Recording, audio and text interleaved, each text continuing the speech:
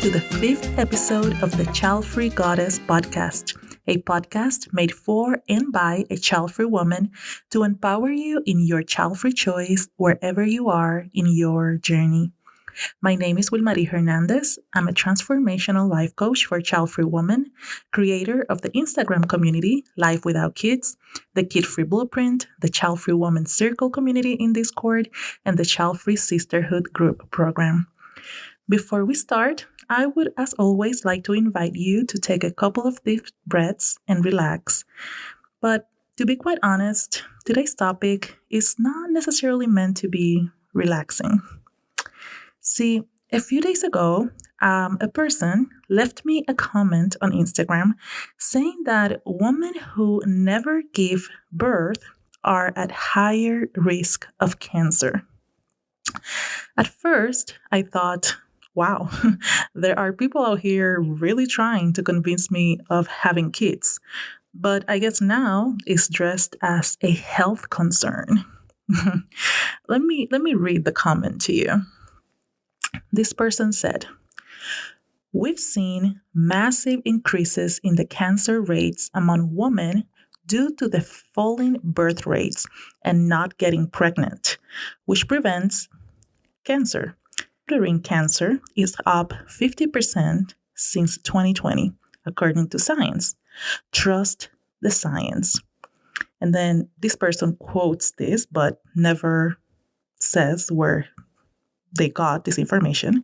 They quote, "Nulliparity, which means never having given birth, is a well-established long-term and permanent risk factor for breast cancer, particularly for post-menopausal breast cancer.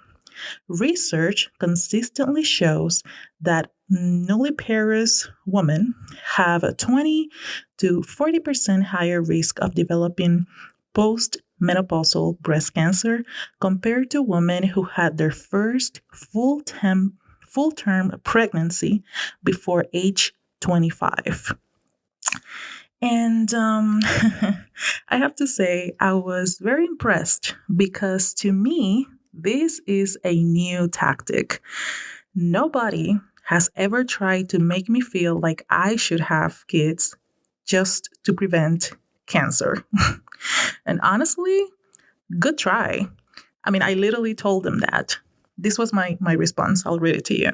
I said, "Interesting, because all the people I personally know that have dealt with breast cancer had multiple kids. But regardless, I still rather not have them. Good try."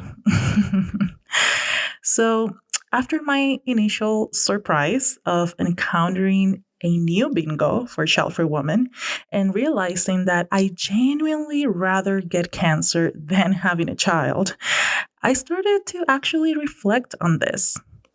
I mean, what a genius way to appeal to most people's greatest fear without calling child-free people moral failures. Now it's not about failing your family or humanity or being selfish. Now it's about taking care of your own health. It's like saying, don't have children for us. Do it for yourself. And the fact that his comment said that, and I quote, "Child-free women have a higher risk of postmenopausal breast cancer compared to women who had their first full-term pregnancy before age 25. Of course, this is a classic example of trying to get younger women to make motherhood their priority in life. Very convenient, right? Well, this is the thing. I've read studies that say the opposite. But in reality, I feel like it doesn't really matter because there are so many studies about cancer. And what we see around us is that it can also be random or it can be linked to an incredible number of factors. But I think using the possibility of cancer as a way to persuade a woman to have kids appeals to a greater fear in people's minds. And what that fear could be? the fear of death. I think when most people hear the word cancer, the first possibility that crosses their mind is death, and understandably so. Even though, and I quote, the 5-year relative survival rate for all cancers combined in the US has reached approximately 70% for people diagnosed between 2015 and 2021. But the great majority of people I've met do have a fear of death, whether their own or someone they love. I know because I was one of them. The fear, however, stopped after my dad unexpectedly passed in 2017. One of the biggest lessons grief gave me was to live the present moment as intentional and wholeheartedly as I could. And so when I read this comment, I decided to do a thought experiment. And of course, I took it to the extreme because why not? And the thought experiment was this: how would I feel if I was told that I have incurable cancer and what caused it was exclusively the fact that I did not give birth? My first response was that I would honestly still prefer not to have kids. I think I feel so sure of that because I know that having kids could not totally spare me the cancer. I know at least 3 women close to me who battled breast cancer, and all of them had multiple kids and also led a pretty regular life, not smoking, no alcohol, etc. So I know that given the chances, I still rather not have kids. The second thought I had was, well, how would I face my imminent death? And yet again, I felt calm and at peace.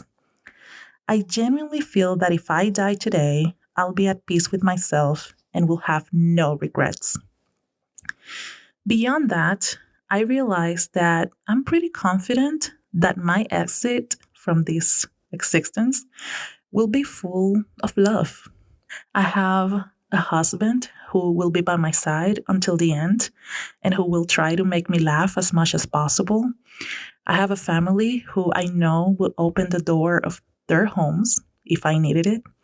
I have friends who would fly to spend time with me, call me, text me, and who will fill my days with loving positive energy. And if I cannot move much, I will probably spend time watching all the videos of all our travels on YouTube, enjoying my adventures all over again, while of course getting high. I'm pretty sure that besides the financial challenge that the vast majority of people battling cancer in the US face, and of course the physical pain, I will be at peace. I know I'll be at peace because I make sure of that every single day. Since my dad passed, that has become this ever-present thing in my life.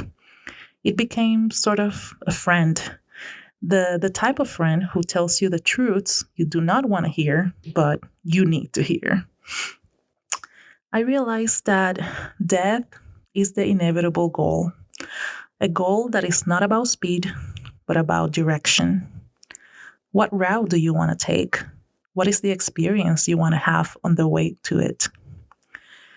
I'm grateful for that comment now because it made me reflect on this and realize once again that I've made the best choice for me and that I have continued to trust that same inner knowing for every other choice every day.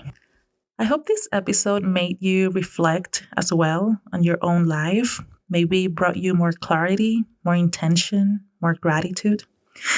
As always, it's been a pleasure spending this time with you today.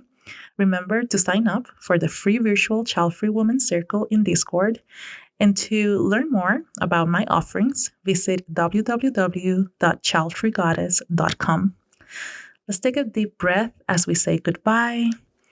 I hope you take some time this week to be truly present in your own life. And before going to bed tonight, remember to write yourself a love note, listing at least one thing you did today that you want to thank yourself for, and one thing you want to forgive yourself for. Remember that sisterhood starts within, and you deserve to receive the love you so selflessly give to everything around you. Until next one, Goddess.